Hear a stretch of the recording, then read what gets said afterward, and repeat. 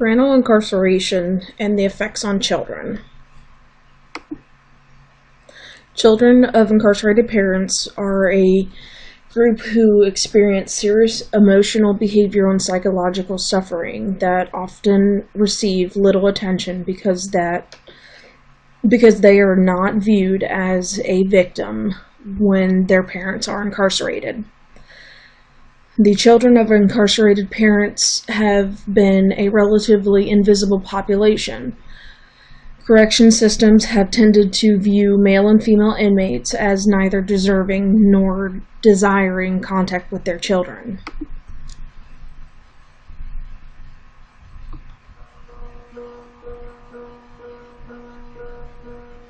If I had had the childhood that many of the women have endured, I would have been one sitting in prison. And I chose to abandon my kids. And my addiction was mostly fueled from guilt. A lot of guilt. Because I didn't think I had fought hard enough to get my kids back.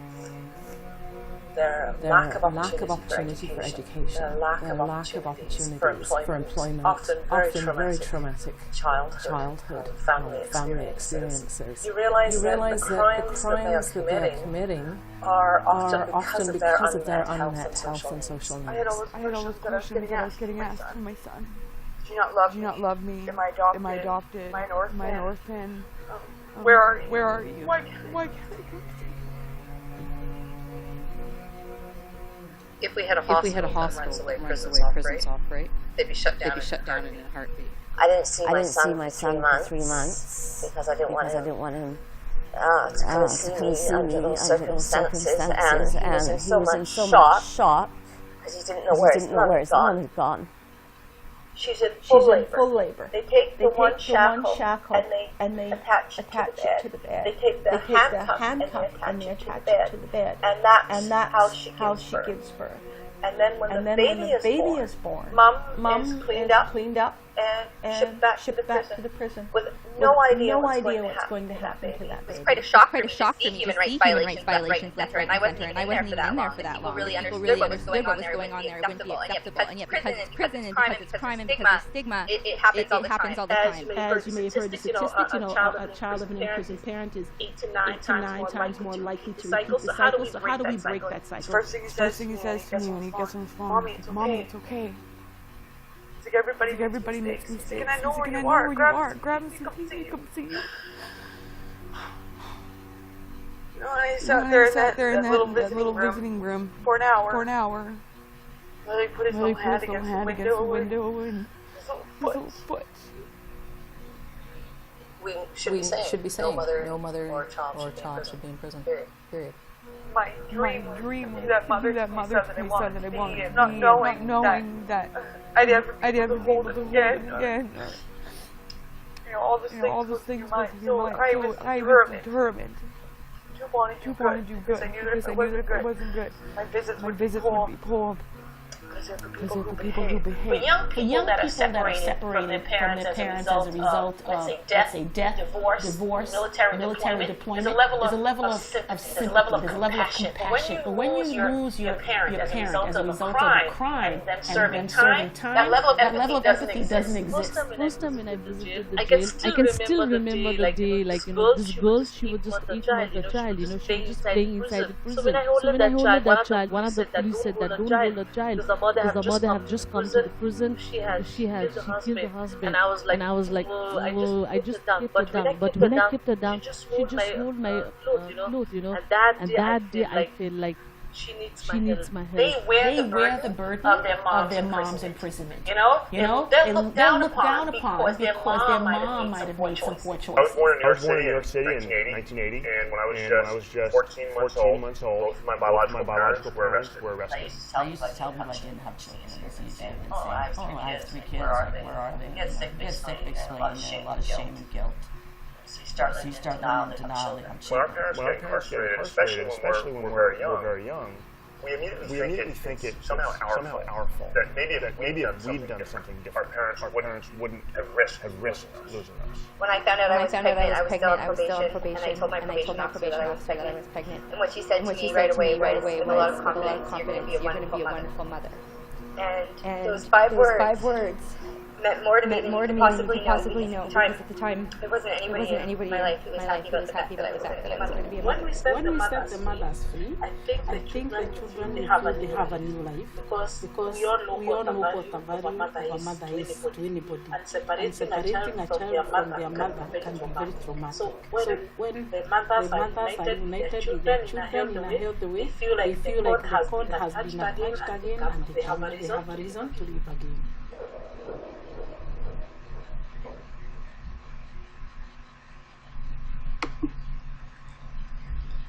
Children under the age of 2 may suffer serious psychological effects due to separation from the parents, because strong attachment to the parental figure is crucial to the normal development of the child. Children between the ages of 2 and 6 often witness the arrest of the parental figure, and they may recognize that they have a separate identity, but that does not relieve the pain of the separation. Older children, ages 7 to 12, are less likely to witness their mother's arrest, but they still are affected because they must adapt to a new caregiver and are likely to have to move to different homes. They often have difficulty concentrating or in controlling anxiety. Some may rebel and express their anxiety against peers and family in very inappropriate behaviors.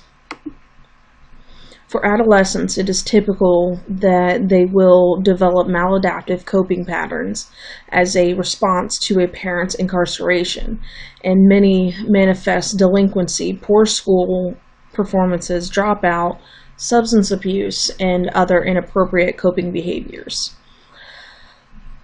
Others face family responsibilities, including the caring of younger siblings when they are ill-equipped to be caregivers. The incarceration of a family member is unlikely to mark the beginning of problems for a child and family. Rather, it is often a continuation of an already challenging situation in lives marked by little education, poverty, unstable home life, substance abuse, difficulty, mental health problems, abuse, trauma, and community violence. More than half of incarcerated parents with a minor child have not seen their children since they were incarcerated. It is the distance between the child's home and the prison that is a key factor in whether or not the child will visit the parent. Many children do not have the resources to visit a parent in prison.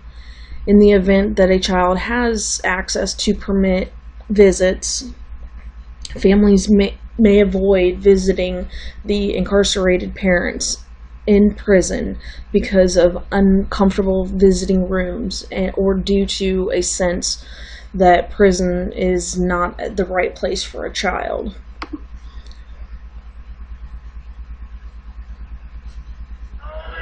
It's 10 p.m. on a Friday night. Families line up to board buses that will take them on a 10-hour journey to a prison upstate. They travel great distances to visit a father, a mother, a husband. I'm going to see my dad. More than 100,000 children, just like these little ones, have one or two parents in prison in New York State. Most New York prisons are far from where families live. 49% of inmates are from New York City. Sure, the parents did the crime, but it's tough on the kids. They don't understand. They don't know. They just know their parent did something, Desiree says she tries to keep this part of her life a secret. I don't really like to talk about it. I only told my friends because I've known them since I was really little. Desiree's mom, like others here, now finds the trip an expensive challenge because the state did away with the free bus system. Just to be able to bring her once every other month, every 3 months, I have to start saving for now for June or July. Even if families save the money and kids do go to visit, it's hard on them. 18-year-old Tashana's mother went to prison for aggravated assault when Tashana was 5. Now she's in an Albion Correctional Facility near the Canadian border. I felt betrayed by my mother because I felt like she knew what she was doing. I felt like she had enough time to think about it, and I felt like she knew what was right from wrong. And she just didn't think about her kids that way. But Lindell McDuffie was still her mother. Tashana longed for the connection. I used to be jealous that I couldn't have the motherly bond that everybody else had with their mother.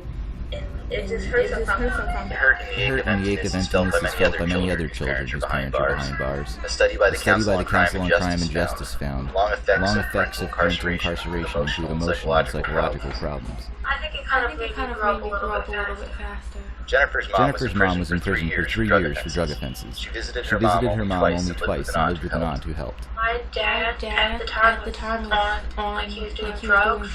My mom was there to actually come and help. Now it's just me and my brothers cooking and doing things like that. Maintaining a bond is hard because kids feel stigmatized by the prison visits. Sometimes the gods could be like really. You talked to Lindell McDuffie, Tashana's mom, through a special television hookup arranged by the Osborne Association, a prison advocacy group. She doesn't like it like an image. She doesn't like it talk to like she did here. She doesn't like to get her like down. Lindell joined a program run by Osborne that helped her understand what she needs. Tashana's behavior was scary.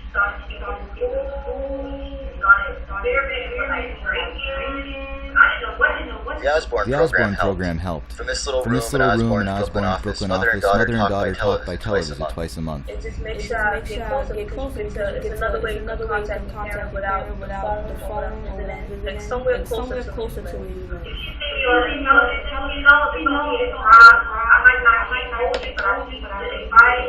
While the televisits seem good, some advocates say when possible, parents should be sentenced to prison closer to home. We believe that it's imperative for parents to be placed in prison close to their children to be able to maintain a bond with the parent and child, because when parents are in facilities very far away, it's a barrier. It's very costly for children to go on these visits. It can cost anywhere from $175 to over $300 just to go on one visit. But for these families and children, a proposed law in New York State may signal change. There's a plan before legislators for a pilot program to require placement in prisons closer to home for some with children.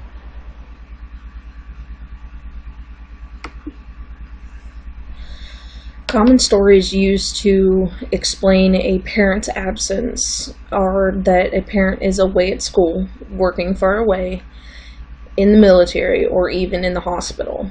Unfortunately, in an attempt to protect the children, often has a negative impact on the children's sense of trust of the caregiver.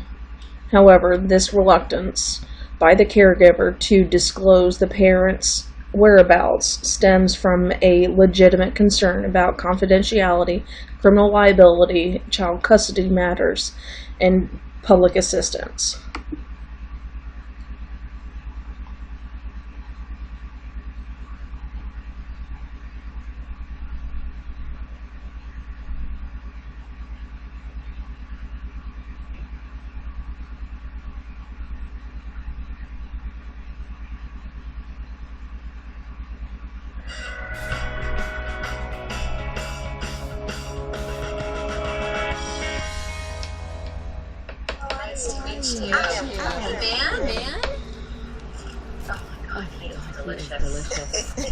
Hold on.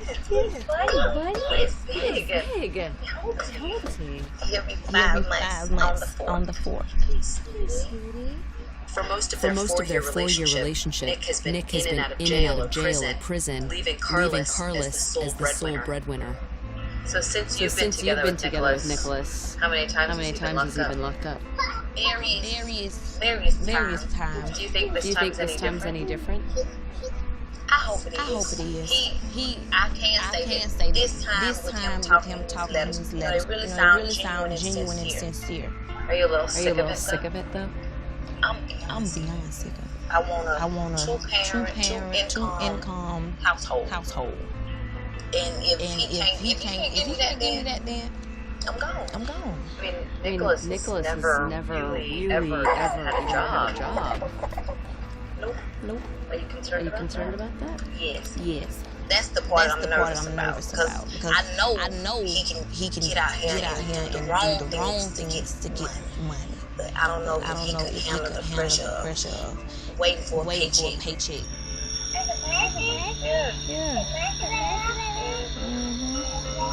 Carlos badly needs the help of the second earner at home. She works two 8-hour shifts a day. One at a local army post and another at Applebee's.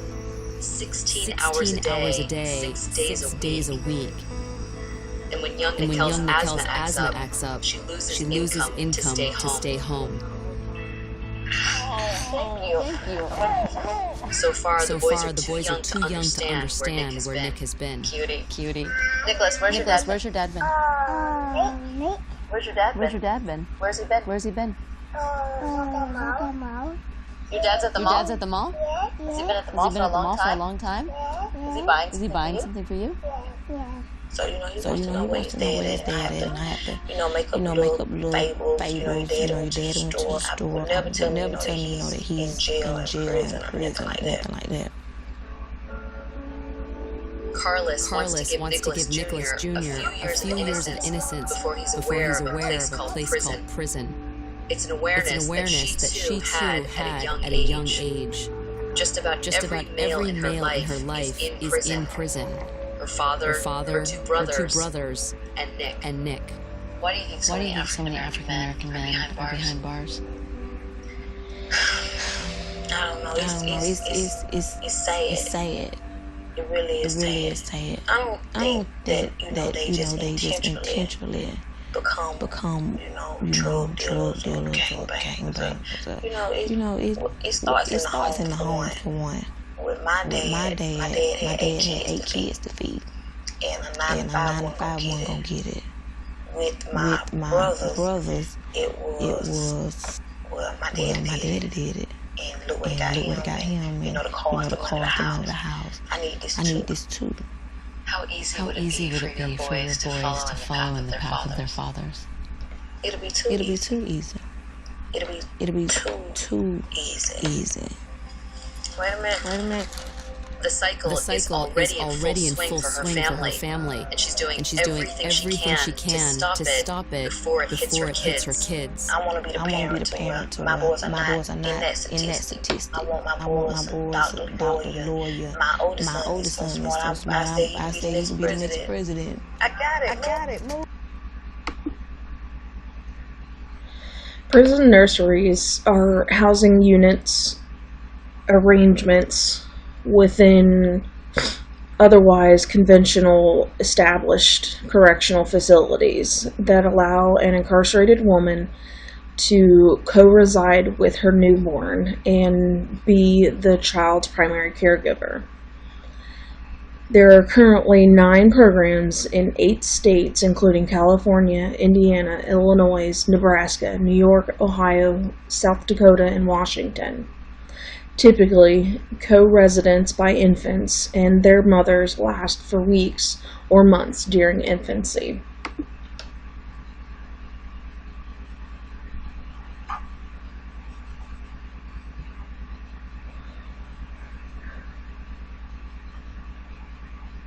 It's mother's skin. Encouraging the mother-baby bond helps reduce crying and helps with breastfeeding. It's so important, in fact, Indiana lets some mothers who've lost all other privileges hold on to that one. Good morning, Indiana anchor Beth Vaughn explains. At months old. Addison loves bright colors and nursery rhymes. She also loves the sound of her mother's voice. She smiles. She's a very happy baby. What Addison doesn't know is that her first days, weeks, and likely her first year are being spent at the Indiana Women's Prison. Alongside her mother, a former meth addict, serving time for a drug felony parole violation. It would be unfair to her if I didn't step and be the mother. I know I can't. When I visited, we met most of the 8 moms who live here in the Wee Ones nursery. We also met their 4 babies. He's like, I don't want to wake up. A fifth baby is still in the hospital. 3 other women are expecting. This is the baby hallway. There are letters painted on the wall in bright colors. They try to make it pretty homey, even though this is in fact a maximum security prison, complete with barbed wire and guards surveying a number of violent criminals. But here, in this vlog, the experience is very different. Autumn K. Wood welcomed baby Ariana 6 days ago. I'm gonna have that bond with her. I've been in and out of trouble for all my life, and I didn't have the bond with my other kids.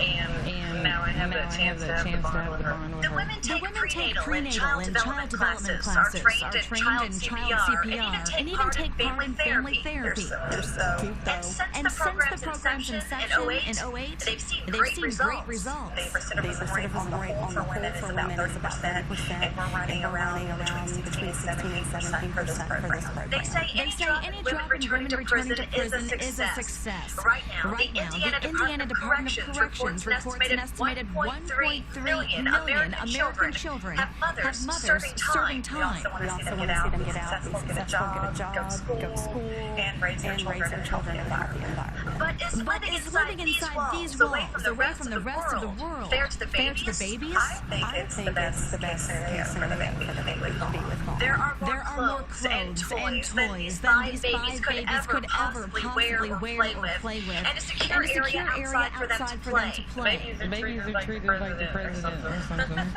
But not every pregnant woman who enters the women's prison gets accepted.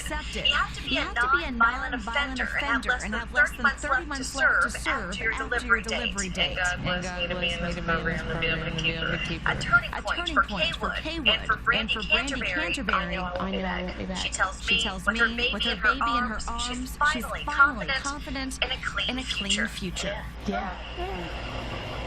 And it's not over. I still have a long road. We only want what's best for these mothers and babies. And now I want to hear from you. Do you think the mother-baby bond is important enough to raise babies inside of prison walls? The conversation is happening right now on the RTD6 Facebook page. Beth Bond, RTD6. And by the way, the We Ones program is completely funded by federal grants and donations. The baby's medical care is paid for by Medicaid. Right now, the program is looking for a pediatrician.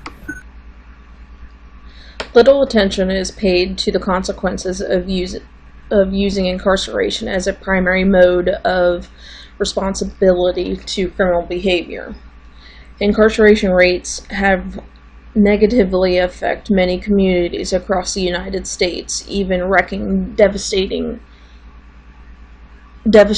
on some. There are some social service programs and interventions that seek to resolve the challenges children face when they have a parent whom is incarcerated, such as mentoring programs. Inspired by a Philadelphia-based volunteer mentoring program for children of prisoners and parolees, such as programs like Big Brother, Big Sister. Also, support groups. There are opposing conceptual views about the use of support of mutual aid groups as an intervention for children of offenders. Some question the effectiveness of group work in decreasing the risk of conduct problems among high-risk adolescents. Also, supporting parent-child relationships.